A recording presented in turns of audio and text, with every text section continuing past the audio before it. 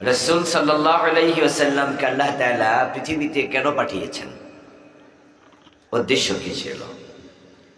আল্লাহ তাআলা সূরা সফের 9 নম্বর আয়াতে সেটা বলেছেন। আমি সে মেসেজ আপনাদেরকে শোনাবো ইনশাআল্লাহ। রাসূল কেন এসেছেন সেটা আমাদের জানার প্রয়োজন আছে কিনা? কি মনে হয় আপনাদের জানতে হবে? কারণ তিনি তো আমাদের মডেল, আদর্শ, উসওয়া, কুদওয়া, নামুজাজ, আইডল, আইকন। তার মতো করে জীবন সাজানো, তার মতো বলা, চলা, করা, তিনি যেমন আমাদের জীবনটাও হবে ঠিক তেমন। আমরা ঘুমানোর সময়ও ভাবি রাসূলুল্লাহ কিভাবে ঘুমিয়েছেন, কোন দোয়া পড়েছেন। আমরা খাওয়ার সময় ভাবি তিনি কিভাবে খেয়েছেন। ইভেন আমরা যখন টয়লেটে প্রবেশ করি তখনও কোন পা দেই? বাম পা। কেন? রাসূল দিয়েছিলেন।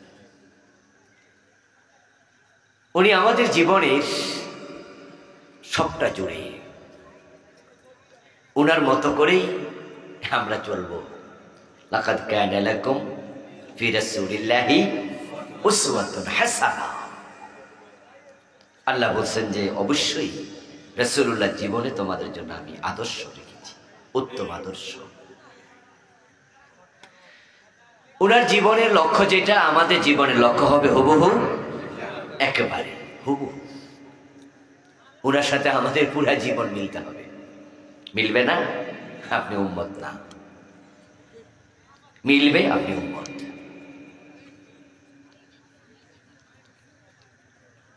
উম্মত সুন্নত মানবে, যদি সুন্নত না মানে উম্মত হওয়া যাবে না। আর সুন্নাহ মানে রাসূলুল্লাহ জীবন চরিত আদর্শ। আল্লাহর হাবিব সাল্লাল্লাহু আলাইহি ওয়াসাল্লাম হলেন ট্রেন গাড়ির ইঞ্জিনের মতো, আর আমরা ওনার পিছনে বগি, ডাব্বা। আমরা সবাই ওনার সাথে লেগে যাব, অ্যাটাচড হব। আর যদি ইঞ্জিনের সাথে বগি অ্যাটাচড হয়, ইঞ্জিন যায় যেখানে, বগিকে টেনে নিয়ে যাবে সেখানে। قال النبي صلى الله عليه وسلم من أحب سنتي فقد أحبني ومن أحبني كان معي في الجنة। নবীজি বলেন, যে ব্যক্তি আমার সুন্নাহ অনুসরণ করবে, আমাকে সে ভালোবাসে, তার প্রমাণ হবে।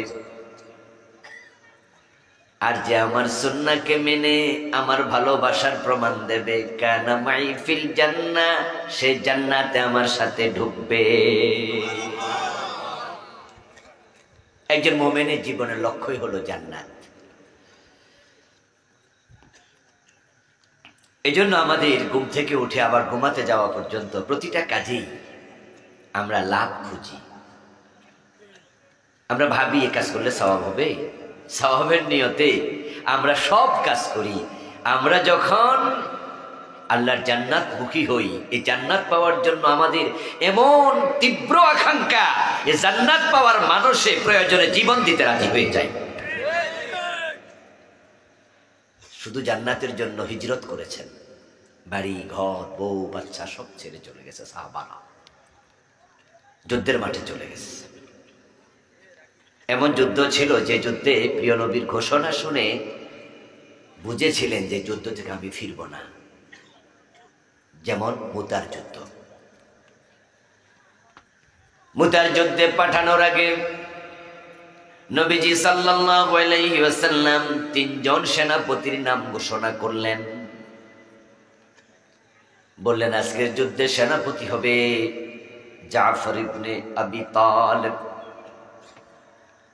জাফর যদি মারা যায় তাহলে জায়েদ সেনাপতি হবে, জায়েদ যদি মারা যায় আব্দুল্লাহ ইবনে রাওয়াহা সেনাপতি হবে, যদি আব্দুল্লাহ ইবনে রাওয়াহা মারা যায়, শহীদ হয়, তোমরা আরেকজনকে সেনাপতি বানাইও। এক যুদ্ধের সেনাপতি মূলত কয়জন হয়? কিন্তু আজকে 3 জনের নাম বললেন, 4র্থ জনের ইঙ্গিত দিলেন।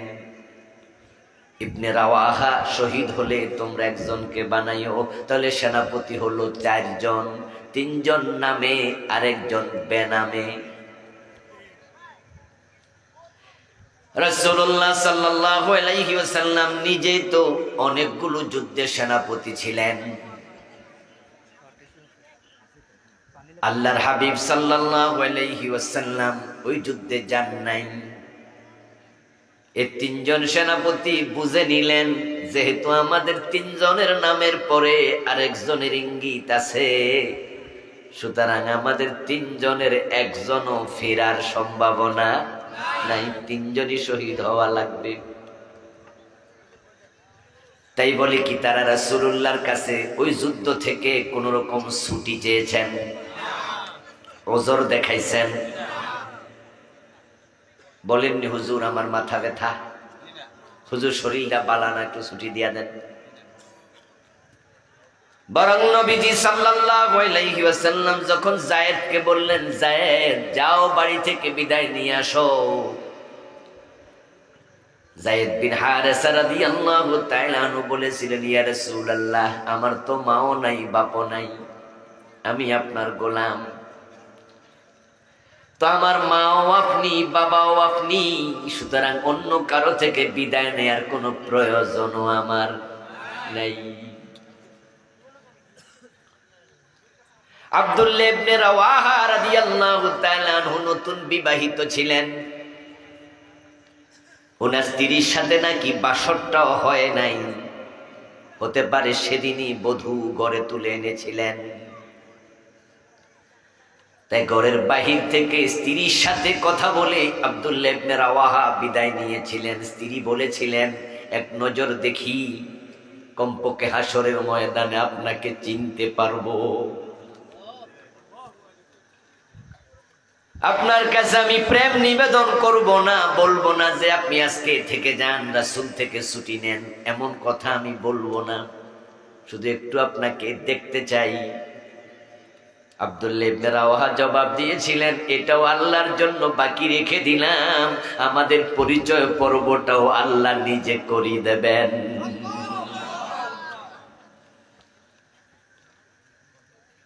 অন্য এক যুদ্ধে রাসূলুল্লাহ সাল্লাল্লাহু আলাইহি ওয়াসাল্লাম শাহাদাতের ব্যাপারে, জিহাদের ব্যাপারে উৎসাহিত করছিলেন, উৎসাহ দিচ্ছিলেন।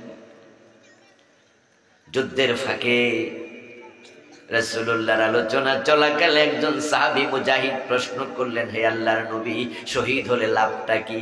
রাসূল বলেন, শহীদ হলে লাভ হলো ডাইরেক্ট জান্নাত পাইবা।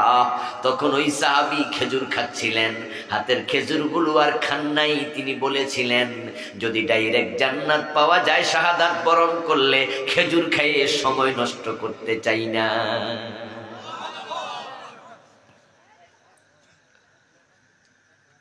আল্লাহর জান্নাত যাদের জীবনের লক্ষ্য, তারা তাদের প্রতিটি কাজেই সুন্নাহ খুঁজবে, কারণ রাসূলের জীবনের সাথে নিজের জীবন না মিললে জান্নাত পাওয়া যাবে না। যদিও আজকে রাসূলের উম্মতের মাঝে পরিচয় দানকারী উম্মতের অভাব নাই, তবে সুন্নাহর আলোকে জীবন চালায় এমন উম্মতের বড়ই অভাব।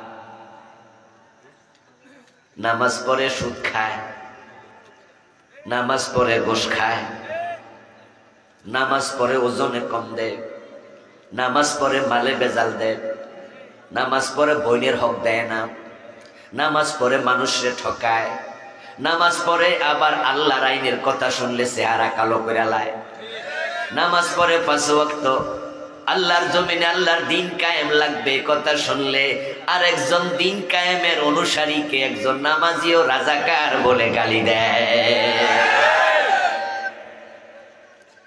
যে সুদ খায় হের জীবনে সুন্নাহ কই? রাসূল কি সুদ খাইছে? যে ঘোষ খায় সুন্নাহর অনুসরণ কই? রাসূল কি ঘোষ খাইছে? বলবেন যে হুজুর দাড়ি টুপি তো আছে, নামাজ তো পড়ি, রোজা তো রাখি, সুন্নাহ তো কিছু মানি। ও দোস্ত, মন মতো সুন্নাহ মানলে চলবে না, তুমি থাকবে যেখানে সুন্নাহ থাকবে সেখানে। কিছু মানি কিছু মানি না, সুবিধাবাদ জিন্দাবাদে মুমিন হওয়া যায় না।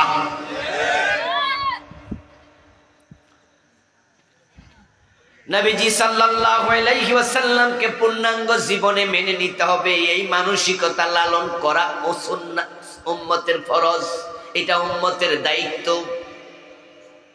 আপনি থাকবেন যেখানে, সুন্নাহ থাকবে সেখানে। এজন্য একজন মানুষ যদি বাম হাতে পানি খায়, বাম হাতে চা খায়, আমরা এটা দেখলে মাইন্ড করি, এই লোকটা বাম হাতে খায়, এটা কেমন মানুষ। এই যে পানি, এটা হালাল না হারাম? তো হালাল পানি বাম হাতে খাইলে মাইন্ড করেন কেন? কারণ রাসূলুল্লাহ বাম হাতে খাইতে মানা করছে, তিনি ডান হাতে খেয়েছেন। দেখেন রাসূলের সাথে মিলে নাই, তাই হালাল পানি পান করার পরও আমরা মাইন্ড করছি। এখন রাসূল 10 বছর মদিনা চালাইছে কোরআন দিয়া, যারা 54 বছর বাংলাদেশ কোরআন ছাড়া চালায়, তাদের ব্যাপারও মাইন্ড করা দরকার আছে না? না মাইন্ড করছেন না? কর্মী হয়েছেন। বাম হাতে পানি খাইলে মাইন্ড করে? আরে বাম হাতে পানি খাওয়া খেলাফে সুন্নাহ। বাম হাতে পানি খাইলে হারাম হয় না, মাকরু হয়। আর কোরআন দিয়া 1.5 সালাম ফরজ, এটা সুন্নত না। এখন বাম হাতে পানি খাইছি, আমার দেখলে সমালোচনা করবেন যে আরে হুজুরও বাম হাতে পানি খায়, ইন্না লিল্লাহ। আর যে হুজুররা কোরআন দিয়ে দেশ চালাচ্ছে না, ওই সরকারের দালালি করে, তাদেরকে আবার পীর মানেন, এটা হতে পারে না। মাইন্ড করা উচিত। তাহলে বোঝা যাবে যে আপনি ইসলাম বুঝছেন। ও প্রিয় ভাইয়েরা আমার, রাসূলুল্লাহ সাল্লাল্লাহু আলাইহি ওয়াসাল্লামকে অনুসরণ না করলে জান্নাত মিলে না। নবীজি বলছেন কুল্লু উম্মতি ইয়াদখুলুনাল জান্নাহ ইল্লা মান আবা। আমার সব উম্মত জান্নাতি, তবে অস্বীকারী উম্মত জান্নাত পাবে না। কিলা মান ইয়া রাসূলুল্লাহ, প্রশ্ন করা হলো, হে আল্লাহর নবী, অস্বীকারী উম্মত সে আবার কে?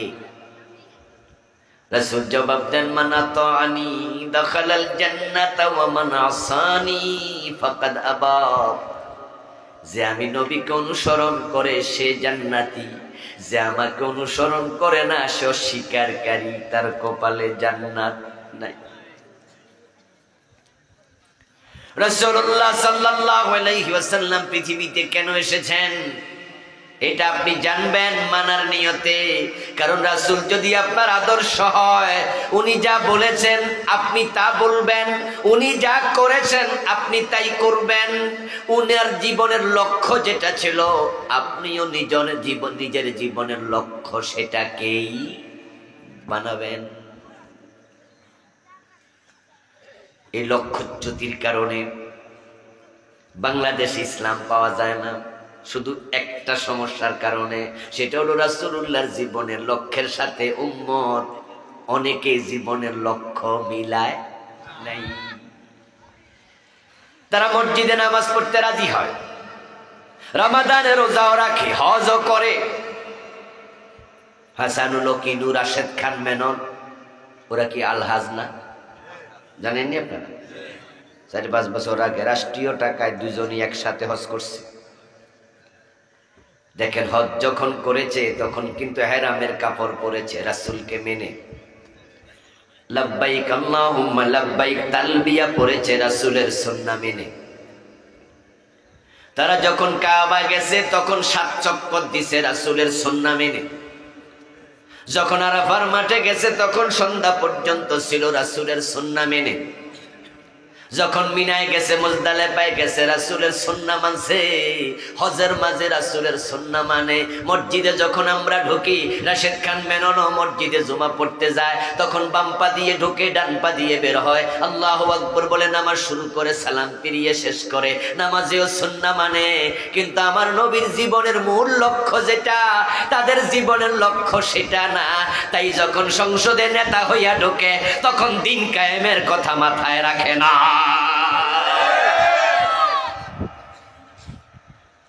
রাসূলের জীবনের লক্ষ্য কি এটা বোঝেও না, মানেও না।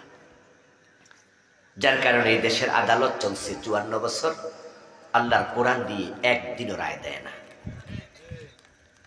এদেশের Ganabhaban, Bangabhaban, supreme court, high court, জজ কোর্ট, সচিবালয়, মন্ত্রণালয়, কোন জায়গায় এই আল্লাহর কোরআন দিয়ে কেউ চলে না। এটা যে চলা উচিত এটা বুঝেও না। শুধুমাত্র বিচ্ছুতিটা এক জায়গায়, রাসূলের জীবনের লক্ষ্য বোঝেনি। আপনাদের কাছে আমি জানবো, যারা উত্তর জানেন দয়া করে উত্তর দিয়েন। কাজের পরিকল্পনা আগে না শুরু করা হয় আগে? যে কোনো কাজের প্ল্যান হবে আগে, কাজ শুরু হবে পরে। আপনি যখন কোথাও রওনা দেন, যাওয়ার লক্ষ্য আগে নির্ধারণ করেন না আগে রওনা দিয়ে দেন? আপনি বুঝেন যে আমি কই যাব, এর আলোকে আবার রওনা দেয়া। যদি মনে করেন যে আমি দুবাই যাব, আমি উমরা হজে যাব, তাহলে আপনি ভাববেন যে এখন পাসপোর্ট ভিসা ছাড়া, তাহলে প্রস্তুতিটা হবে এরকম। আপনি যখন ভাবেন যে না আমি ঢাকা শহরে যাব, তাহলে পাসপোর্টের চিন্তা মাথায় নাই। এখন হলো আমার পকেটে মানি ব্যাগটা লাগবে, কমপক্ষে আসা যাওয়ার জন্য, খরচাপাতির জন্য 1000-1500 কম বেশি টাকা লাগবে। আপনি ভাবলেন যে না আপনি রাস্তায় যাবেন একটু বাতাস খাইতে, তাহলে কি মানি ব্যাগ লাগবে? কোথায় যাচ্ছেন এর আলোকে প্রস্তুতি। এখন রাসূল দুনিয়া কেন আসছে, লক্ষ্য কি, এটা যেহেতু জানে না, সেজন্য কোনো প্রস্তুতিও। আল্লাহর নবী সাল্লাল্লাহু আলাইহি ওয়াসাল্লামের জীবনের লক্ষ্য উম্মাহ জানে না, শিখে না অনেকেই। অথচ কোরআন মাজিদে রাসূলুল্লাহ সাল্লাল্লাহু আলাইহি ওয়াসাল্লামের জীবনের লক্ষ্য আল্লাহ 3টি সূরাতে বলেছেন, 3টি আয়াতে। সূরাতুস সফ আয়াত নাম্বার 9, সূরাতুল ফাত আয়াত নাম্বার 28, সূরাতুত তাওবা আয়াত নাম্বার 33। 3টি সূরাতে একই কথা আল্লাহ 3বার বলেছেন। হুয়াল্লাযী আরসালা রাসূলাহু বিল হুদা ওয়া দীনিল হক। তিনি আল্লাহ যিনি রাসূলকে পাঠিয়েছেন এ কোরআন দিয়ে, হুদা মানে কোরআন। হাযা হুদা, হুদাল লিল মুত্তাকিন, হুদাল লিন নাস। ফামান তাবিআ হুদায়া ফালা খাউফুন আলাইহিম ওয়ালা হুম ইয়াহজানুন। ফামান ইত্তাবা হুদায়া ফালা ইয়াদিল্লু ওয়ালা ইয়াশকা। কত আয়াতে আল্লাহ কোরআনকে বারবার বলছেন হুদা। হুদা মানে হেদায়াতকারী, পথ প্রদর্শনকারী। যদি জান্নাতের পথ পেতে চান, কোরআনের কাছে আপনাকে যেতেই হবে। আল্লাহ বলেন আমি আমার কোরআন দিয়া রাসূল পাঠাইছি, ওয়া দীনিল হক, এবং আমি রাসূলকে দিয়েছি সত্য দিন। সত্য দিনের নাম হলো ইসলাম। আল ইসলামু হাক্কুন ওয়াল কুফরু। আমি রাসূলকে সত্য দিন দিয়েছি। ইন্নাদ দীনা ইনদাল্লাহিল ইসলাম, ইসলাম দিলাম। তাহলে রাসূল কোরআন নিয়ে আসলেন, ইসলাম নিয়ে আসলেন। এখন কেন পাঠালাম শোনো, লিউযহিরাহু আলাদ-দীনি কুল্লিহি। উদ্দেশ্য হলো সমাজে যত বিধান আছে, আইন আছে, মতবাদ আছে, আদিয়ানে বাতেলা আছে, সবগুলোর উপরে আমার নবী ইসলাম বিজয়ী করে দেবেন। এ কোরআন পইরা তাকে রেখে দেওয়ার জন্য আমি কোরআন নাজিল করি নাই। আমি রাসূলকে ইসলাম দিয়েছি, কোরআন দিয়েছি। উদ্দেশ্য তিনি এ কোরআনের ইসলামের বিজয় করবেন। রাসূলের জীবনের উদ্দেশ্য দিনের বিজয়। প্রিয় নবী বলছেন আল ইসলামু ইয়ালু ওয়া লা ইউলা। ইসলাম বিজয়ী হতে এসেছে, পরাজিত হতে নয়।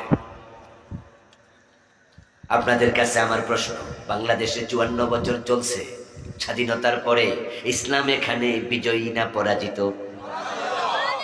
অথচ মুসলমানের সংখ্যা শতকরা 92। এই 54টি বছর একজন হিন্দু প্রেসিডেন্ট হয় নাই, একজন বৌদ্ধ প্রধানমন্ত্রী হয় নাই, বরং 54টা বছর মুসলমানরাই প্রেসিডেন্ট, মুসলমানরাই প্রধানমন্ত্রী। সংসদে 300 জন এমপি নির্বাচিত, তার মাঝে বলা চলে 280 জনের বেশি হলো মুসলিম। তবে 54 বছর দেশটা তো মুসলমানের হাতে, এখানে ইসলাম পরাজিত থাকবো কেন? উত্তর শুধু একটা, রাসূলের জীবনের লক্ষ্য দিনের বিজয়, সেটা আমরা জীবনের লক্ষ্য বানাতে পারি নাই। এখন রাসূল না রেলগাড়ির ইঞ্জিনের মতো সামনে থাকবে, উম্মত না পিছনে বগির মতো ডাব্বার মতো অ্যাটাচড হবে। এখন যারা এই কাজের সাথে অ্যাটাচড হয় নাই, রাসূলের সাথে জান্নাতে যাওয়ার কোনো সুযোগ নাই। এই জন্য নবীজি বলছেন, উম্মত দাবি করলে জান্নাত নয়, আমার উম্মত হবে 73 দল, জান্নাতি হবে মাত্র এক দল। আমার সামনে আপনারা যারা আছেন, সবার অন্তরে জান্নাতে যাওয়ার প্ল্যান আছে না? চিন্তা চেতনা আছে তো ইনশাআল্লাহ? হ্যাঁ, জান্নাতে যেতে চান, কিন্তু 73 দল 72 দল কিন্তু যাইতে পারবে না। তা আপনি যে চাইলেন, আপনি কি পারবেন? এই প্রশ্ন মাথায় রাখেন।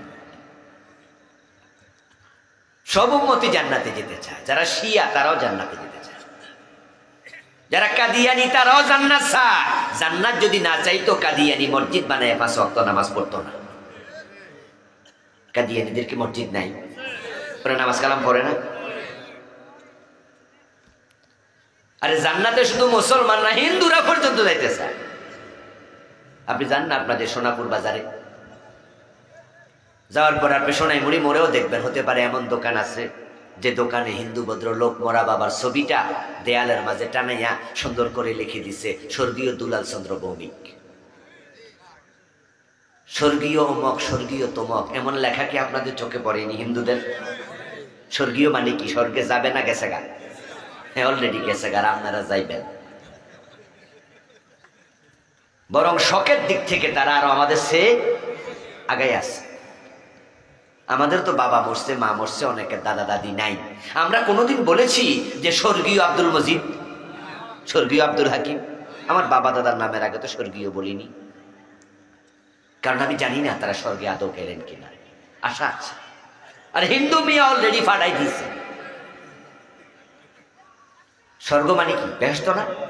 জিনিস কি একটা না দুইটা? একটা। আরবিতে বলে জান্নাত, পার্সিতে বলে বেহেশত, ইংরেজিতে হেভেন, বাংলায় বলে বাগান। সংস্কৃতি শব্দ হলো স্বর্গ। জাহান্নাম আর নরক, এই যা যা জাহান্নামে যা, নরকে যা, জিনিস কি দুইটা? রাগ করে তো আমরা কই, জাহান্নামে যা, যা, তোর মতো লোক জাহান্নামে তো যায়। ইসলামের বিরুদ্ধে কথা বলস। হিন্দুরা বলে নরকে যা, কথা একটাই। কেউ বলে চোখ, কেউ বলে আখি, কেউ বলে নয়ন, কেউ বলে লাউ, কেউ বলে কদু, কেউ বলে বউ, কেউ বলে বধূ, কেউ বলে আনন্দ, কেউ বলে ফুর্তি। তারা বলেছিল ভাস্কর্য, আমরা আলেমরা বলেছি সেটাই হলো মূর্তি। ভুলে যান নাই তো? আর এই মূর্তি লইয়া কত খেলা ওরা খেলল। শব্দের পরিবর্তন আর কিছু না। হিন্দু বলে স্বর্গীয়, আমরা বলি জান্নাতি, কথা একটাই। ওরা বলেছিল ভাস্কর্য, আমরা বলেছিলাম মূর্তি। এই মূর্তি বানাইতে যাইয়া 4,000 কোটি টাকা নাকি খরচ করছে দেশের। কি বাড়াবাড়ি! মামুনুল হক ভাই বলছিল, পুস্তকলার রাস্তার উপরে এত বড় মূর্তি তোমরা বসাইবা, আমরা বসাইতে দেব না। যদি মূর্তি বানাও বসাও, সেটা বুড়িগঙ্গায় ফেলে দেবো। এই তো আগুন লেগে গেল। শেষ পর্যন্ত আল্লাহর বান্দারে ধইরা বউ দিয়া দর্শনের মামলা দিয়া জেলে ঢুকাই দিল। কি বাড়াবাড়ি! গত 3-4 দিন আগে ফেসবুকে দেখলাম এই প্রসঙ্গেই বক্তৃতা দিচ্ছে আমাদের শামীম ওসমান, আলহাজ শামীম ওসমান।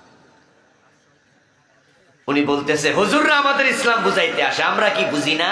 হুজুররা বলছে আমরা মূর্তি বানাই। না না, আমরা মূর্তি বানাই না, আমরা ভাস্কর্য বানাই। হুজুররা বোঝে না ইসলাম, আমরাও বুঝি। দিন প্রতি রাতে 70-80 রাকাত তাহাজ্জুদের নামাজও পড়ি, এবং বলছে যে কোরআন শরীফ দিনে 2 বার পড়ি। ইসলাম আমরা বুঝি না তা না, আমরাও বুঝি। দেখেন আমাদেরকে ওনারা হাইকোর্ট দেখায়, ওনারা বলে আমরা মূর্তি বানাই না, ভাস্কর্য বানাই। আরে মুসলমান, কত ফাঁকিবাজি করবা? চাচা সুদ খান কেন? কয় না, আগে খাইতাম, এখন মুনাফা খাই। আগে খাইতো বাংলা, এখন খাই কি আরবিতে খায়, নাম চেঞ্জ করছে, জায়েজ হয়ে গেছে। মুসলমান মূর্তি বানাবে না, এটাই হলো আমাদের কথা। আমরা ব্যক্তি বঙ্গবন্ধুর বিরোধী নই। শেখ মুজিবুর রহমান দেশ স্বাধীন করার পিছনে তার ভূমিকা আছে, এটা আমরাও তো স্বীকার করি। তিনি একজন মুরব্বী মানুষ, উনি বেঁচে থাকলে এতদিন পর্যন্ত দাড়ি টাড়ি পাইকা বুড়া হয়ে যেত। আর মুরব্বী দেখলে তো সম্মান করার কথা ইসলামে আছে না? তো উনি তো মুরব্বী মানুষ, আমরা সম্মান করি। কিন্তু বিরোধিতারা হচ্ছে মূর্তির, ব্যক্তির না। কেউ যদি আমার বাবার মূর্তি বানাতে চায়, আমি তো সেটারও বিরোধিতা করব। কিন্তু না, আমাদের কথা শুনবে না। মূর্তি বানাবি, শত শত মূর্তি বানাইছে। আল্লাহ তাআলা শাহজালালের বাংলাকে মূর্তির বাংলায় পরিণত হতে দেবেন না, এই জন্য সাফ করে ফেলছে। এখন একটাও নাই। সুবহানাল্লাহ পড়ে, সবগুলো সাফ, এক সপ্তাহের ভিতরে সাফ হয়ে গেছে।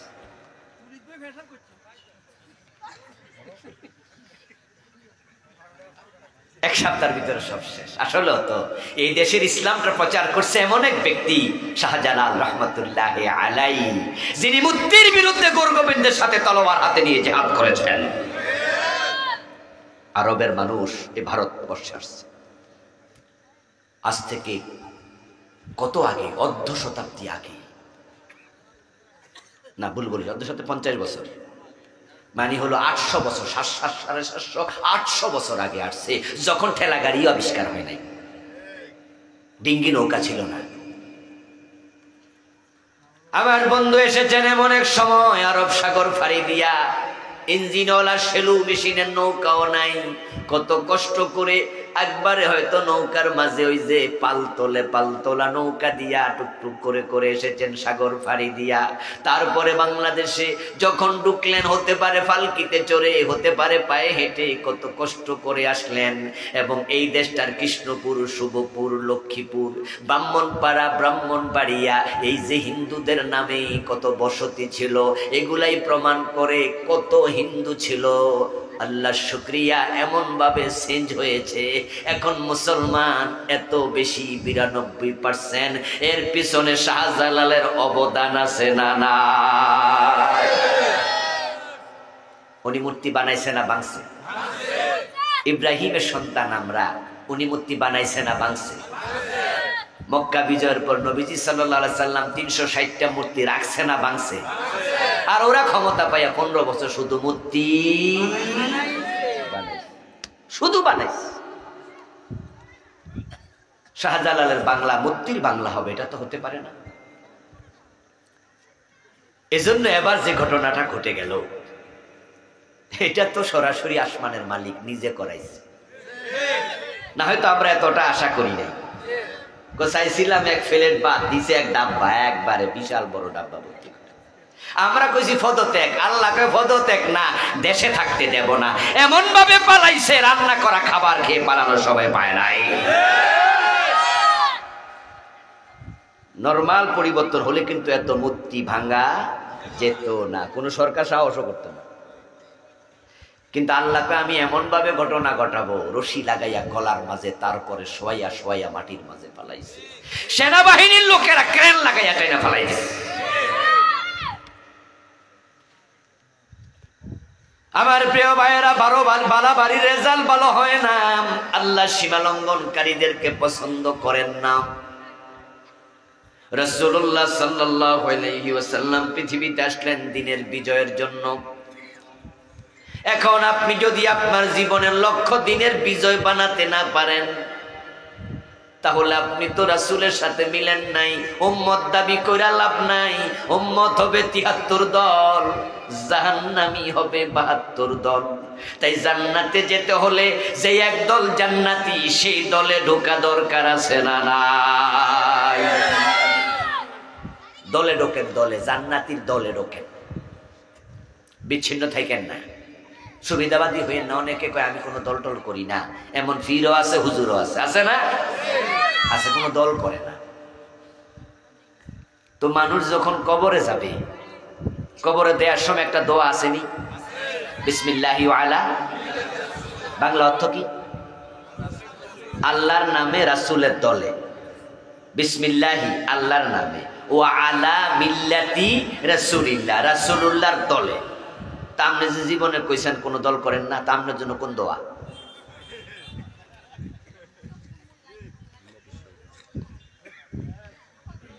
قال رسول الله صلى الله عليه وسلم تفترق أمتي على 73 ملة كلهم في النار إلا واحدة।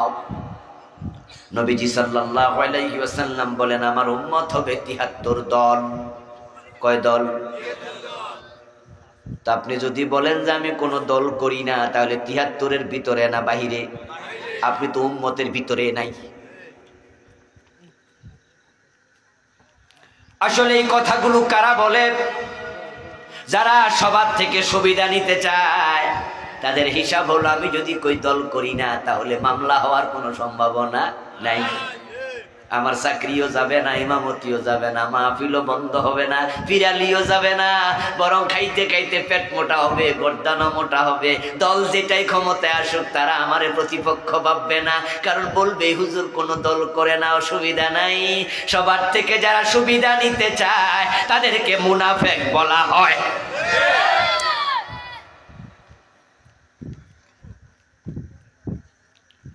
নবীজি সাল্লাল্লাহু আলাইহি ওয়াসাল্লাম যখন বললেন আমার উম্মতের মাত্র একদল জান্নাতি হবে, একজন সাহাবী দাঁড়ায় গেলেন। কিলা ইয়া রাসূলুল্লাহি ওয়া মা হি?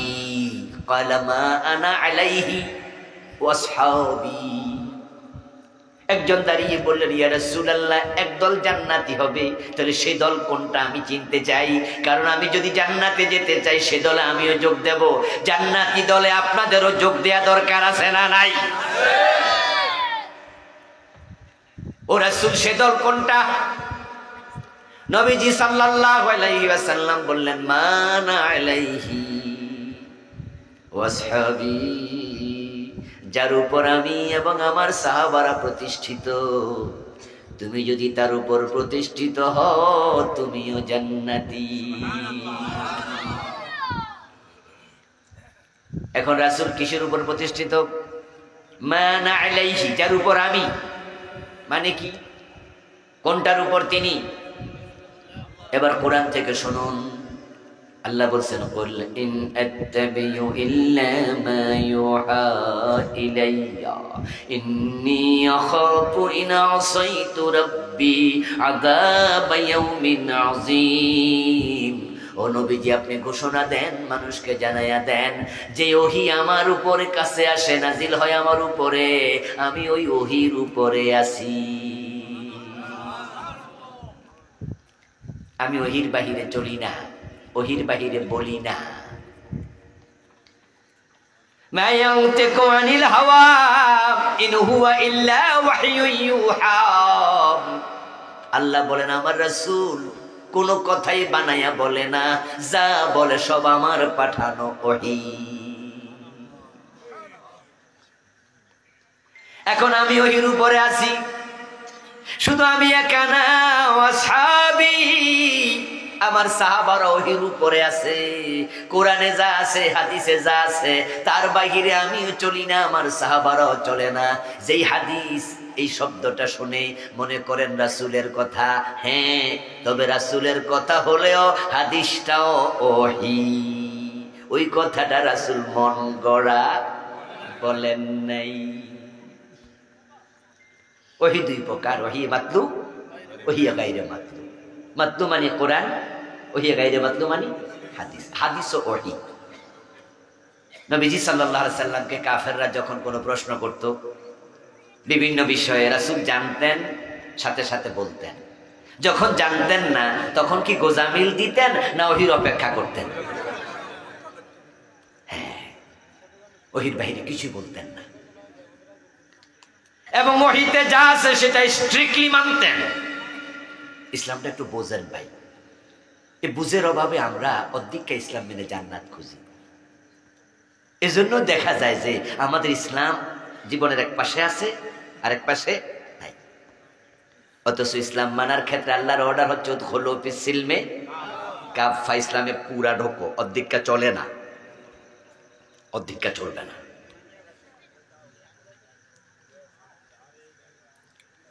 ও প্রিয় ভাই, রাসূলুল্লাহ সাল্লাল্লাহু আলাইহি ওয়াসাল্লামকে অনুসরণ যদি আপনি করেন, আমি করি, তাহলে জীবনের এক পাশে হবে, আরেক পাশে কেন নয়? সবটা আপনি এবং আমি মানতে বাধ্য। নবীজি সাল্লাল্লাহু আলাইহি ওয়াসাল্লাম আমাদেরকে শিখালেন মানা আলাইহি।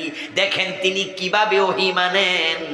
মহিলা চোর ধরা পড়ল, রাসূলুল্লাহর কাছে প্রস্তাব গেল, হাত না কেটে অন্য শাস্তি দেয়া যায় কিনা? রাসূলুল্লাহ জবাব দেন, অসম্ভব। ওই মহিলা নয়, আমার মেয়ে ফাতেমা চুরি করলে আমি ফাতেমার হাতটাও কাটবই। কি শব্দ, আমার ফাতেমা! অথচ আমরা জানি রাসূলের মেয়ে ফাতেমা ছিল ওনার কাছে সবচেয়ে প্রিয়। এত প্রিয় ছিল যে মায়েশা থেকে বর্ণিত হাদিস, নবীজি যখন মদিনা থেকে বের হতেন সবার পরে ফাতেমার সাথে সাক্ষাৎ করতেন, আবার যখন বাহির থেকে মদিনায় আসতেন সবার আগে ফাতেমার সাথে সাক্ষাৎ। মায়েশা থেকে বর্ণিত আরেকটি হাদিস, মায়েশা বলেন ফাতেমা রাদিয়াল্লাহু তাআলা আনহা চাল চলনে কথাবার্তায় সবটা উনি নবীর সাথে মিল ছিল, সিমিলার ছিল। ইভেন মা ফাতেমার কথা মায়েশা বলেন যে হাঁটার ভঙ্গিটাও ছিল রাসূলের সাথে মিল। কিন্তু চুরি করলে ফাতেমার হাতও ছাড়া হবে না, কাটা হবে। রাসূল বলতেছে ফাতেমা কো ছাড় দেব না। কারণটা হলো চোর ধরে হাত কাটো, এই কথা কোরআনে আছে না নাই? রাসূল চোর ধরে হাত কেটেছেন কিনা? 54 বছরের বাংলাদেশে কয়দিন কাটছেন? তো রাসূলকে অনুসরণ করা না ফরজ? অনুসরণ না করলে না জান্নাত পাওয়া যায় না? তো 54 বছরে চোর ধরে কেন হাত কাটলেন না?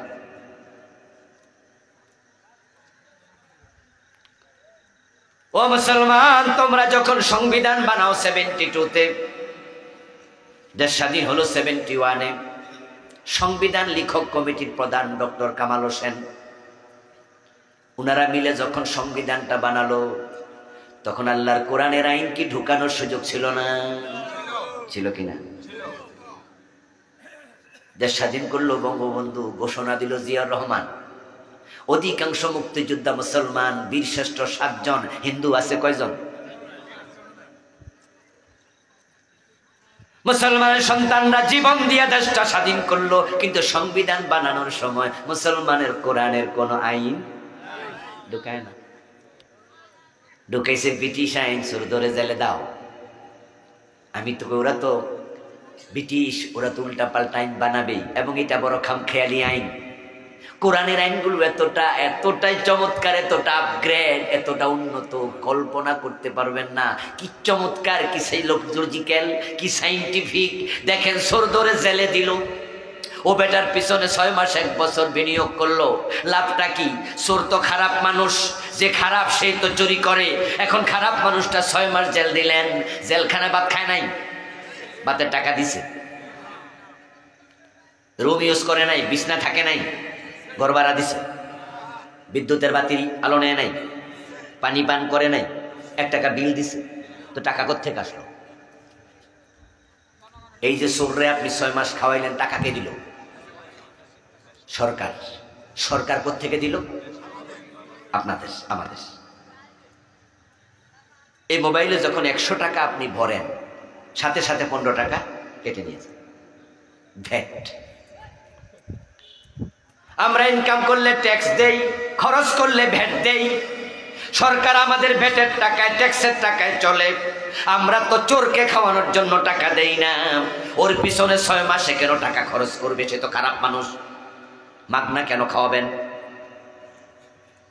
এরপর আপনাদের কাছে আমি জিজ্ঞাসা করি, আপনারা বলুন তো, 6 মাস পরে যখন বেটা বের হয় জেল থেকে, তখন কি আল্লাহর ওলি হয়ে বের হয় না ডাকাত হয়ে বের হয়? তো 6 মাসে কে লাভটা হয়েছে কি? যদি বন্ধু চোর ধরে জেলে না দিয়া হাত কাটার আইন করতেন, 1 টাকা খরচ হতো না, বরং হাত কাটা চোর দেখে শত শত চোর এমনে চুরি ছেড়ে দিয়া তারের মতো সোজা হয়ে যেত।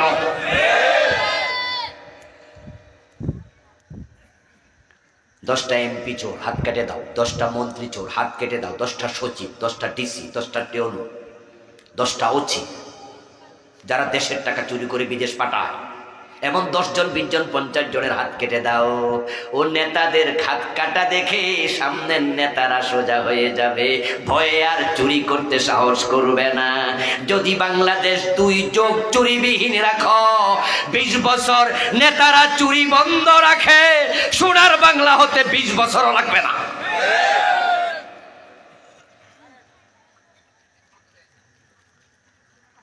সাবেক প্রধানমন্ত্রী বলেছেন ওনার বাড়ির ফিয়ন কত কোটি টাকার মালিক। এই টাকা কি চাকরি করে কামাইছে? কোত্থেকে কামাই? আপনাদের টাকা, আমাদের টাকা। ইসলাম কত সুন্দর। নবীজি বলেন, আমার মেয়ে ফাতেমা চুরি করলে আমি তার হাতটাও কেটে দেব। তিনি কোরআনের উপর প্রতিষ্ঠিত। 54 বছর আমরা কোরআনের বাহিরে চলে গেলাম। এরপর দেখুন হযরত আবু বকর আসলেন ক্ষমতায়। উনি কিভাবে ওহী মানতেন, ওহীর উপর প্রতিষ্ঠিত ছিলেন। উনি ক্ষমতা আসার সাথে সাথে একদল লোক যাকাত দিত, স্বীকার করলো। তারা মুসলিম ছিল, বলল আমরা যাকাত দেব না। আবু বকর সিদ্দিক বললেন, ওহীর বাহিরে যাবে এ অধিকার তোমাদের নাই, তোমাদের সাথে যুদ্ধ হবে, যুদ্ধ। খালিদ বিন ওয়ালিদ রাদিয়াল্লাহু তাআলা আনহুকে বললেন, খালিদ তুমি তলোয়ারে শান দাও। হযরত ওমর এই খবর শুনে দৌড়ে আসলেন, এসে বলো, আমিরুল মুমিনিন খলিফাতুর রাসূলুল্লাহ, আপনি কাদের সাথে যুদ্ধ করবেন? ওরা যাকাত দেবে না বুঝছি, কিন্তু নামাজ তো পড়ে, টুপি তো আছে, দাড়ি তো আছে, ওরা তো হজও করে, কালেমা পড়ে সকাল সন্ধ্যায়, মুসলমানের সাথে কিসের যুদ্ধ? আবু বকর বলেন, ওমর লাউ কাতিলান্না মান ফাররাকা বাইনাস সালাতি ওয়াজ যাকাত, যারা নামাজ পড়তে রাজি হবে, যাকাত দিতে রাজি হবে না, নামাজ এবং যাকাতের মাঝে তাফরিকা বানাবে, আবু বকর যুদ্ধ করবে। কারণ আজকে বলবে যাকাত দেব না, কালকে কইবো নামাজ পড়ব না। এ সুযোগ দেয়া হবে না।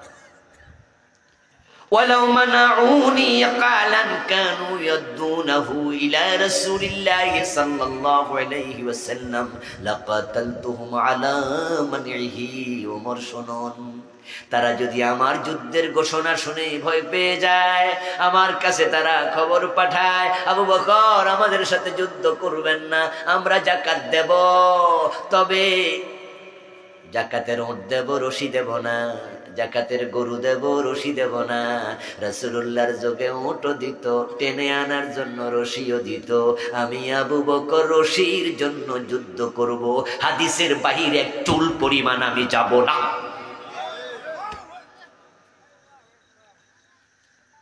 এই কথা শুনে ওমর এবার বলতেছে, ফাআলিমতু আন্নাল্লাহ ক্বাদ শাররাহা সাদরা আবি বকর লিল হক, আমি বুঝছি যে আবু বকর ঠিক আছে, উনাকে আল্লাহ দিন বুঝার জন্য অন্তর খুলে দিছে। আসলে তো রাসূলের ইসলামের বাহিরে যাওয়ার কোনো সুযোগ নাই, নাই, নাই। আপনাদের কাছে আমার জিজ্ঞাসা, 54 বছরের বাংলাদেশে যাকাত ভিত্তিক অর্থ ব্যবস্থা চলে তো? ওমর যদি জীবিত থাকতেন যুদ্ধ ঘোষণা করতো না? ওহীর বাহিরে চলে গেলাম এখানেও। এবার ওমর ক্ষমতা আসলেন। আবু বকর সিদ্দিক রাদিয়াল্লাহু তাআলা আনহুর পরে একদিন এক যুদ্ধের মাঠে ওনার ছেলে আবু শাহামা মদ পান করেছে। যুদ্ধটি ছিল মিশরে। যুদ্ধের মাঠে উনি পিপাসিত হলেন, তারপরে তাঁবুর ভিতরে ঢুকলেন। তাঁবুর ভিতরে ঢুকে দেখে বালতির মাঝে খেজুর বীজানো। ওই বীজানো খেজুরের পানি না বীজ, পান করা যায়, কিন্তু এটা যে অনেক দিনের পুরানো হয়ে গেছে, খামার। আবু শাহামা খেল করেন নাই, ডক ডক করে গিলে ফেললেন। এটা মদ, যেটা খাওয়া হারাম। কাঁচা পাকা এমন খেজুর ভিজায় রাখলে আলতো আলতো লাল লালিমা পানি হয়, হালকা মিষ্টি লাগে, এটাকে নবীজ বলে, শরবত। এটা জায়েজ আছে, কিন্তু 5 দিন 7 দিন 10 দিন পুরান হয়ে গেলে আর খাওয়া যাবে না। হাত্তা গালা ওয়াস্তাদ্দা ফাসারা খামরা ফাকাতরুহু হারাম। এটা জোশ উঠবে, ফেনা উঠবে, তারপরে এর মাঝে মাদকতা আসবে, এক ফোঁটাও খাওয়া যাবে না। কিন্তু আবু শাহামা বোঝে নাই, মদ খেয়ে ফেলছে। হযরত ওমরের ঘোষণা, মদ পান করলে 80 বেত দিতে হবে। রাসূলুল্লাহর হাদিস। ওমরের সময় মদ পানকারী বেড়ে গিয়েছিল, তাই তিনি হাদিসগুলো গভর্নরদের কাছে লিখে লিখে পাঠালেন, 80 বেত করে দাও। এখন আজকে মামলার আসামি তো ওমরের ছেলে নিজে। লোকজন যখন আবু শামাকে বলল আপনি মদ খাইয়া মাতলামি করছেন, আবু শামা বলে কয় কি, আমি তো নবীজ পান করেছি। বলল নবীজ না, হয়তো ভাবেন নাই, হয়তো খেয়াল করেন নাই, এটা মদ। এই কথা শুনে আবু শামা বুঝলো ভাইয়েরা তো আর মিথ্যা বলে নাই, আমি যখন মাতলামি করছি তখন তো আমার হুঁশ ছিল না। এখন ওমরের কাছে কেমনে যাই, এজন্য আর মদিনা ফিরে নাই। তিনি চলে গেছেন সেখানকার যিনি গভর্নর ছিলেন রাসূলের সাহাবী আমর ইবনুল আস রাদিয়াল্লাহু তাআলা আনহুর কাছে গিয়ে গায়ের জামাটা খুলে দিয়ে বলে, চাচা মদ খেলে যে শাস্তি আপনি আমার পিঠে দেন, অপরাধীর চেহারা নিয়ে বাবা ওমরের সামনে হাজির হতে চাই।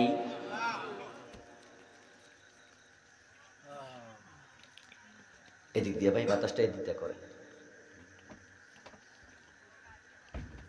আমর ইবনুল আস রাদিয়াল্লাহু তাআলা আনহু 80 বেত দিলেন। আবু শামা চলে গেলেন মদিনায়। হযরত ওমর খবর দিলেন, কিরে বাবা, যুদ্ধের মাঠে গিয়ে মানুষ মদ খায় নাকি? কি শুনলাম? এক কান থেকে দুকান, দুকান থেকে ওমরের কান, খবর আগেই চলে গেছে। ওমর তো ফেড অফ। আবু শামা গায়ের জামা খুলে বাবার সামনে ধরে, পিঠ কালো নিকশ, মাইরের দাগ। বাবা, আমি হদ শাস্তি পিঠে নিয়ে এসেছি, অপরাধীর চেহারা নিয়ে আমি আসি নাই। চাচা আমর ইবনুল আস আমাকে 80 বেত দিয়েছে। হযরত ওমর খুশি হয়ে গেলেন, বললেন বাহ, তাহলে আমার আমর ইবনুল আস আল্লাহর নবীর আইনের ব্যাপারে সাবধান সতর্ক আছে, আমার ছেলেকেও ছাড় দেয় নাই। আলহামদুলিল্লাহ। তবে একজন সাক্ষী আনো, 80 বেত দিছি কিনা, আমার অর্ডারটা কার্যকর করতে গিয়া কোন রকমের খামখেয়ালি করে নাই তো? বলে না বাবা 80 বেত দিছে, একজন সাক্ষী আনো। আবু শামা বলে, সাক্ষী কোথায় পাবো? চাচা তো ঘরের দরজা বন্ধ করে আমারে পিটছে। হযরত ওমর বললেন, বলিস কি? ঘরের দরজা বন্ধ করে পিটানোর অধিকার আমর ইবনুল আসকে কে দিল? সাথে সাথে চিঠি লিখলেন, আমর মদিনায় আস। আমর ইবনুল আস রাদিয়াল্লাহু তাআলা আনহু মিশর থেকে মদিনায় আসলেন। ওমর জিজ্ঞাসা করলেন, যখন কোন অপরাধীকে শাস্তি দেয়া হয় শরীয়তের বিধান কি? ঘরের দরজা খোলা থাকবে না বন্ধ? আমর ইবনুল আস বলে খোলা। মানুষ উপস্থিত থাকবে না অনুপস্থিত? বলল উপস্থিত। তাহলে তুমি এটা কি করছো? সূরা নূরে আল্লাহ তাআলা বলেন, ওয়ালিয়াশহাদ আযাবাহুমা তাইফাতুম মিনাল মুমিনিন। জেনাকারীকে যখন 100 বেত দিবে তখন একদল মুসলমানকে সেখানে হাজির রাইখা তাদের সামনে পিটাবে। এটা শুধুমাত্র জেনার হদ না, সকল হদ। ইসলামের যুক্তিটা হলো অপরাধীকে পিটাইলে মাইর খাইয়া সোজা হবে, আর অন্যরা মাইর দেখে অপরাধ করতে সাহস করবে না।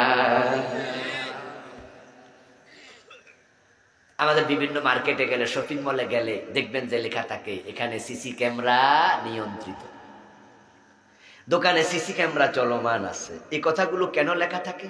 সিসি ক্যামেরা লাগাইয়া লুকাই থাকেন, চোরে যেন না বোঝে। এটা না বালা কয় না, না চোরে চুরি করবে, তারপরে ক্যামেরা দেখে বেডারে খুঁজবো, এত ঝামেলা দরকার কি? সিসি ক্যামেরা লেখা দেখলে ডরে চুরি করবো না, এটা না বালা। কথা এটা ঠিক না? যে কারণ বেড়া চুরি করছে, তারপরে আপনি ক্যামেরা এবার খুলবেন, খুইলে এবার দেখবেন, দেখে চোরের খুঁজবেন, তারপরে মাল উদ্ধার করবেন, এত ঝামেলা দরকার আছে? বরং লিখে দেন সিসি ক্যামেরা নিয়ন্ত্রিত, চোরেও বুঝবো, চুরি করে ধরা খাবো, চুরি করবো না। এটা না বালা। ইসলাম শুধু শাস্তি দিতে চায় না, ইসলাম চায় শাস্তির মাধ্যমে অপরাধ কমাতে, ঠিক না? তো যদি মানুষের সামনে পিটাও, ওরা মায়ের দেখে সোজা হয়ে যাবে। আসলে তো বাংলাদেশে যদি মদ খাইলে 80 বেদ দেয়ার এই আইনটা থাকতো, আর কেমনে 80 বেদ দেয় এটা ভিডিও করে করে ফেসবুকে দিত, গুগলে দিত, ইউটিউবে দিত, টেলিভিশনের নিউজ করত, পত্রিকার হেডলাইন করত, যারা মদ খায় 80 বেদ দেখা ঠান্ডা পানি খাইতো।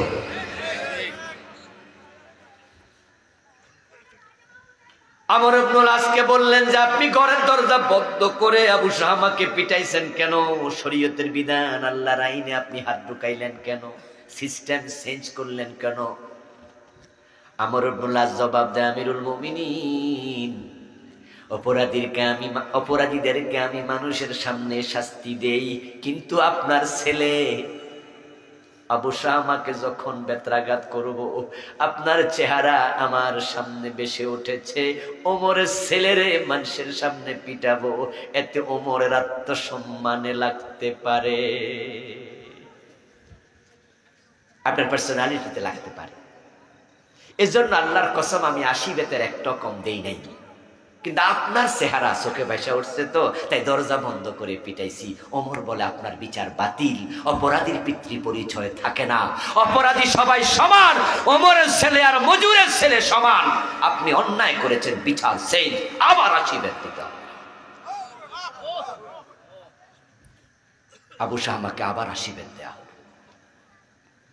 মা আলাইহি ওয়াসহাবি, জান্নাতি দল তো সেটা যেটা আমি নবী এবং সাহাবারা যে ওহির উপরে তার উপরে থাকবে। হযরত ওমর ওহির মাঝে পরিবর্তন সহ্য করে আবার 80। আবু বকর বলছে রশি দেবে না, যুদ্ধ হবে, ওহির বাহিরে যাওয়া যাবে না। আবু শামা বেত্রাঘাত সহ্য করতে পারেননি। কোন কোন ঐতিহাসিক বলেন 15 দিন পরে তিনি মরে গেলেন, কেউ বলছে 2 মাস, কেউ 6 মাসের কথাও বলেছেন। আবু শামা যখন দারুণ অসুস্থ, হযরত ওমর ছেলেকে দেখতে গেলেন, কাছে গিয়ে বলেন, ইয়া বুনাইয়া কাইফা আনতা, ও কলিজার টুকরা ছেলে কেমন আছো, কেমন ফিল করছো, কেমন বোধ করছো? কপালে হাত দিলেন, পাশে বসলেন। আবু শামা জবাব দিয়া, আবাতি তাকতুলুনি, ও আমার প্রিয় বাবা, আপনি তো আমার বাইরে মেরে লাইছেন, এই যে আমি ডাবল ফিটা খাইছি সেটা তো আর সহ্য করতে পারিনি, অসুস্থ, আপনার বেত্রাঘাতের কারণে তো আমি মরে যাচ্ছি। ওমর তখন বলেন, ইজালা কাইতাল্লাহ ফাকবিরহু ফা ইন্না উমারা কামানিল হাদ্দা, যদি তুমি অসুস্থতায় মরে যাও ও আবু শামা, আল্লাহর সাথে সাক্ষাৎ হলে আল্লাহকে বলিও ইসলামের বিধানের ব্যাপারে আমার বাবা ওমর ছেলেকেও ছাড় দেয় নাই। এভাবে রাসূল এবং সাহাবারা ইসলাম মানতেন, আর আমরা ইসলাম মানতেছি সুবিধা মতো। নবীজি মুহাম্মদ সাল্লাল্লাহু আলাইহি সাল্লাম যখন 10 বছর মদিনা চালাইলেন, মন মতো না কোরআন মতো? এই বাংলাদেশ 54 বছর কোরআন দিয়ে আমরা কয়দিন চালাইছি? একদিনও না। আজকে দিন এখানে পরাজিত, রাসূলুল্লাহ জীবনের লক্ষ্য দিনের বিজয়। মক্কায় 13টি বছর চেষ্টা করলেন, পারলেন না।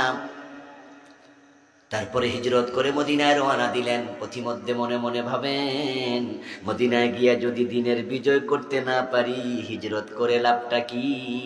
তাই দোয়া করলেন, ওয়াজআললি মিন লাদুনকা সুলতানান নাসীরা, ও আল্লাহ তুমি আমাকে রাষ্ট্র ক্ষমতা দিয়ে সাহায্য করো, কারণ রাষ্ট্র ক্ষমতা না পাইলে দিন বিজয় হয় না।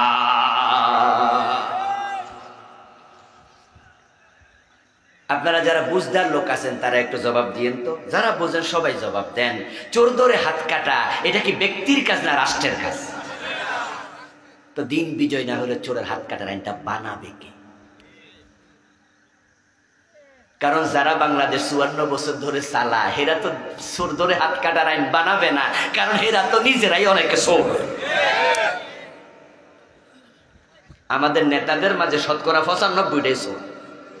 যে 5 জন চোর না, এটাও 5 জন টিকে কিনা আল্লাহ জানে। কারণ যেই দেশের নেতারা নির্বাচনের আগে 2 কোটি 5 কোটি 10 কোটি খরচ করে, এমপি হয় 5 কোটি টাকার নিচে খরচ করে, বাংলাদেশে খুব কম। অথচ একজন এমপির বেতন কত? আপনারা গুগলে ঢুকবেন, এখন তো ইউটিউব, আপনার আধুনিক যুগ চলছে, এখন তো সবকিছু হাতের মুঠায়। এখানে সার্চ দিয়ে দেখেন যে বাংলাদেশের এমপির বেতন কত, পেয়ে যাবেন সর্বসাকুল্যে 1.25 লাখ টাকার মতো। 1.5 লাখ যদি ধরেন, 1.5 লাখ টাকা মাসে বেতন, তাহলে 1 বছর হয় 18 লাখ টাকা, তাহলে 5 বছরে হয় 5 18 90 লাখ। তো 90 লাখ টাকা বেতন পাইবো, খরচ যে করছে 5 কোটি, তাহলে বাকি 4 কোটি 10 লাখের খবর কি করতে পাবে? যদি এই দেশে চুরি বন্ধ হয়, রাজনৈতিক নেতা পাওয়া যাবে না। যদি সাদাবাজি বন্ধ হয়, দলের কর্মী পাওয়া যাবে না। অধিকাংশ কর্মী বেঁচে আছে সাদাবাজি করে। ঢাকা শহরে গেলে ফুটপাতেও সাদা খায়, টেম্পু স্ট্যান্ড একজন খায়, বাস স্ট্যান্ড আরেকজনে খায়, নৌকা স্ট্যান্ড আরেকজনে খায়, বাজার কাঁচা বাজার একজনে খায়, সব জায়গায় সাদা খাচ্ছে। এ সাদা দিয়ে কর্মীরা বেঁচে আছে, দুর্নীতি কইরা নেতারা বেঁচে আছে। ইসলাম যদি আসে, দুইটা একসাথে বন্ধ হয়ে যাবে। এই জন্য দিন বিজয়ের কথা শুনলো রাতকে ওঠে। ঘুমের মাঝে মাঝে মাঝে মানুষ সেরবা খাইয়া ওঠে না? দিন বিজয়ের কথা শুনে সেরবা খাইয়া। তাই হুজুরদেরকে কয় মৌলবাদী। কোন নেতা বলে ইসলামে কোনো রাজনীতি নাই, কোরআনে নাকি রাজনীতি নাই। কয় কি রে, হে কোরআন পড়তে জানেনি ঠিক করে?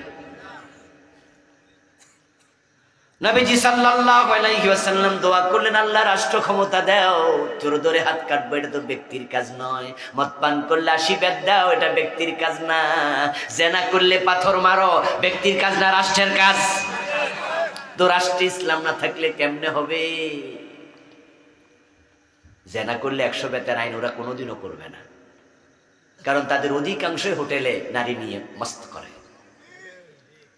গত সরকারের আমলে টাকলা মুরাদ, ওর অডিও ফাঁস হয়েছিল যে সে সিনেমার নায়িকাকে বলতেছে হোটেল সোনার গায়ে চলে আসো, আসতে না চাইলে পুলিশ পাঠাবো, র্যাব পাঠাবো, সেনাবাহিনী পাঠাবো, ধরে নিয়ে আসবো। ও দোস্ত, যারা তোমরা নিজেরাই মেয়েদেরকে নিয়ে ফুর্তি করো, তোমরা চোর ধরে হাত কাটার আইনও করবা না, জেনা করলে বেত লাগানোর আইনও করবা না। আমরা ইসলামের পক্ষের লোকেরা ক্ষমতায় গেলে দেশকে জেনা মুক্ত করে ছাড়বো ইনশাআল্লাহ, চুরি মুক্ত করে ছাড়বো। আল্লাহর নবী সাল্লাল্লাহু আলাইহি ওয়াসাল্লাম চলে গেলেন মদিনায়। আউস খাজরাজ বনু নজির বনু কুরাইজা বনু কাইনুকা, মদিনার সবাই মিলে রাসূলকে প্রেসিডেন্ট বানায়া দিলেন। আলহামদুলিল্লাহ, ইসলামী রাষ্ট্র হয়ে গেল।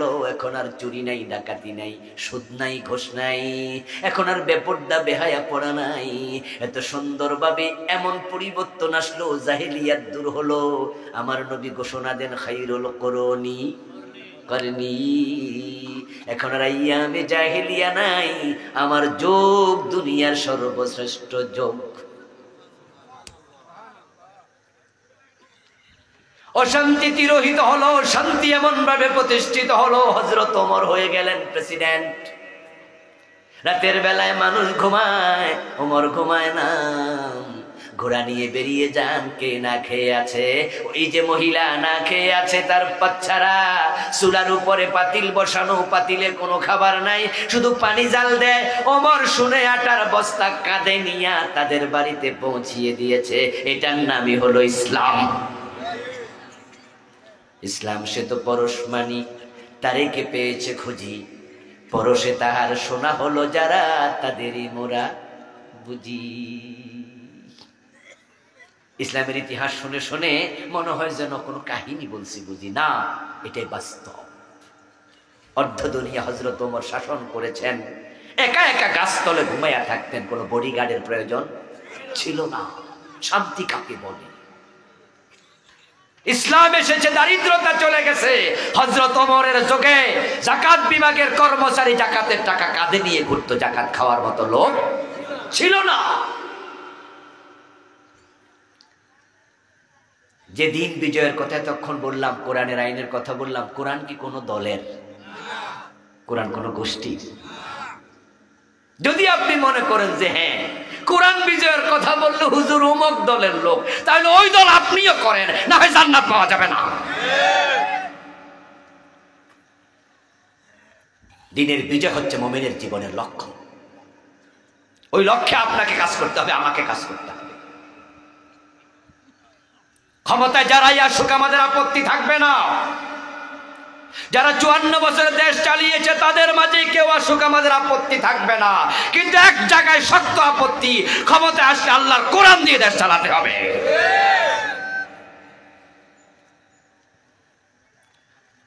আমি এই কথা বলবো আর আপনারা আমার সাথে জি বলছেন, তাই বলে কি কালকে কোরআন কায়েম হয়ে যাবে? এত সোজা? কোরআন কায়েম হোক না হোক ওটা ইম্পর্টেন্ট নয়, ইম্পর্টেন্ট হলো আপনার জীবনের লক্ষ্য কোরআন কায়েম আছে কি না। অনেকে বলবেন মনে মনে যে হুজুর কোরআন কায়েম হোক আমরাও তো চাই, কিন্তু হবে না তো হুজুর, এই জন্য এবার না আরেকবার আপনারা আর একটু আগান, তখন আপনাদের সাথে আমরাও আছি। আমরা আগালাম, কোরআন কায়েম যে হবে তোমরাও ঠেকাতে পারবে না। নবী ঈসা আসতেছে, রাসূলের ভবিষ্যৎবাণী, ঈসা যখন আসমান থেকে নামবে পৃথিবীর প্রতিটি ইঞ্চি জায়গায় আল্লাহর দ্বীন কায়েম হবে, একটা ইঞ্চি জায়গা ইসলামের বাহিরে থাকবে না। আলা লাহুল খালকু ওয়াল আমর, বাংলা অর্থ হলো সাবধান, সৃষ্টি যার, আইন চলবে শুধুই তার। আমার রবের আইনের বাহিরে ডক্টর কামাল মিয়ার লেখা আইন কি দরকার? অন্তর্বর্তীকালীন সরকার সংবিধান পরিবর্তনের জন্য কমিটি বানাইছে, বলছে এটা সংস্কার দরকার, কেউ কেউ বলছে না নতুন করে লেখা দরকার। আমরা দাবি তুলতে চাই 18 বার তো পরিবর্তন করেছেন, লাভ তো হয় নাই, এটা নতুন করে জোড়া তালি দেয়া দরকার নাই, জোড়া তালি দরকার নাই, এটা সরাইয়া কোরআনের সংবিধান বানাইয়া দেন না, দেখি সুযোগ আছে না? তো দাবি আপনিও তোলেন, এ দাবি করতে করতে মরে যান, আল্লাহর কাছে মুমিন হয়ে হাজির হবেন। আচ্ছা, নবীজি যদি আজকে জীবিত থাকতেন ডক্টর কামাল মিয়ার সংবিধান মানতেন? এ কোরআনের বাহিরে কারো আইন মানতেন? আবু বকর মানতেন? ওমর মানতেন? তা আপনি মানছেন কিভাবে? আপনি কিভাবে মানছেন? হ্যাঁ দোস্ত, আপনার কাছে যদি আমি শুধু নামাজ রোজার ওয়াজ করতাম, আজকে জিকিরের ওয়াজ করতাম, জিকির করলে জান্নাত, নামাজ পড়লে জান্নাত, তাহলে আপনার কাছে আজকে মজা লাগতো। কিন্তু যখন পূর্ণাঙ্গ ইসলামের কথা বলি, দিন বিজয়ের কথা বলি, হয়তো আপনার কাছেও মজা লাগে না। কান খুনে শোনো মুসলমান, অধিকা ইসলাম নিয়ে জান্নাত পাওয়া যায় না। আল্লাহর আইনের বাহিরে চললে জান্নাত নাই। হযরত আদম, মা হাওয়া আলাইহিস সালাম জান্নাতে আল্লাহর কয়টা কথা শুনে নাই? জান্নাতে থাকতে পারছে তো? কাপড় চোপড় ছিল তো? খুলে নিয়ে জান্নাত থেকে বের করে দিচ্ছে। এরপরে তাওবা করা লাগছে, রব্বানা যালামনা আনফুসানা, তাওবা করা লাগছে। ইউনূস আলাইহিস সালাম আল্লাহ তাআলার সাথে পরামর্শ না করে উনার এলাকা থেকে রওনা দিছে, আরেক এলাকায় চলে যাবে, উম্মত মারতে পারে এই আশঙ্কায়। আল্লাহ বলছে যেতে যাব না, মাছের পেটে ঢোকো। ইউনূস নবীর জেলখানা মাছের পেট ছিল। কতদিন ছিলেন? 40 দিন। তারপরে মাছের পেটে গিয়ে বলতে হয়েছে লা ইলাহা ইল্লা আনতা সুবহানাকা ইন্নী কুনতু মিনাজ জালিমিন, আল্লাহ আমার ভুল হয়ে গেছে, আমি জালেম। তারপরে আল্লাহ বলছে মাছ যা ভূমি করে দে। ইউনূস আলাইহিস সালামকে মাছ ভূমি করে দিয়েছে। ইউনূস নবী 40 দিন পর জেলখানা থেকে মুক্তি পেলেন। আল্লাহ কোরআন মাজিদে বলছে ফালাউলা আন্নাহু কানা মিনাল মুসাব্বিহিন লালাবিসা ফি বাতনিহি ইলা ইয়াউমি ইউবাসুন। ইউনূস যদি এই তাসবিহ না পড়তো, ইন্নী কুনতু মিনাজ জালিমিন না বলতো, আমি মাছের পেটে ইউনূসকে কিয়ামত পর্যন্ত বন্দী করে রেখে দিতাম।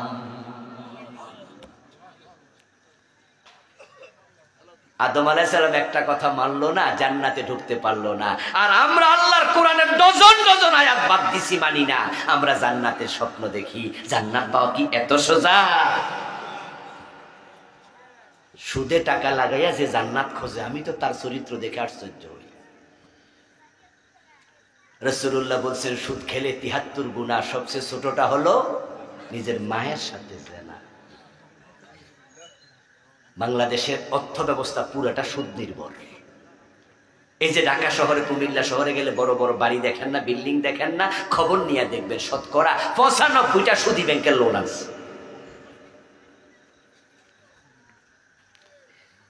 রাস্তায় যে গাড়িগুলা দেখেন না, সিএনজিওয়ালা ছোট ছোট গাড়ি একটা 8 লাখ 10 লাখ টাকা দাম। খবর নিয়ে দেখবেন যে এগুলোও শতকরা 80টা 90টা শুনবেন যে বিভিন্ন এনজিও থেকে লোন আইনা তারপরে সিএনজি দিচ্ছে। সুদ দেয়া হারাম, সুদ খাওয়া হারাম, সুদ লিখা হারাম, সুদের সাক্ষী থাকা হারাম। এত গুনাহ কইরা জান্নাতে কেমনে যাবেন দোস্ত? এজন্য আসুন না আমরা সমাজটাকে পাল্টাই, আমরা দেশটাকে পাল্টাই। ইনশাআল্লাহ আমরা যদি মাথা তুলে দাঁড়াতে পারি তাহলে অবশ্য সমাজ পরিবর্তন হতে বাধ্য হবে।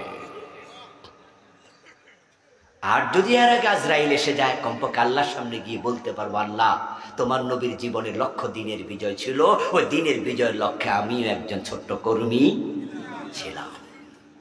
হয়তো আল্লাহ জান্নাত দেবেন। সে লক্ষ্যে গিয়ে যায়, আল্লাহ তৌফিক দান করুন। সবাই বলি আমিন। হাযা মা ইনদি ওয়াল ইলমু ইনদাল্লাহ।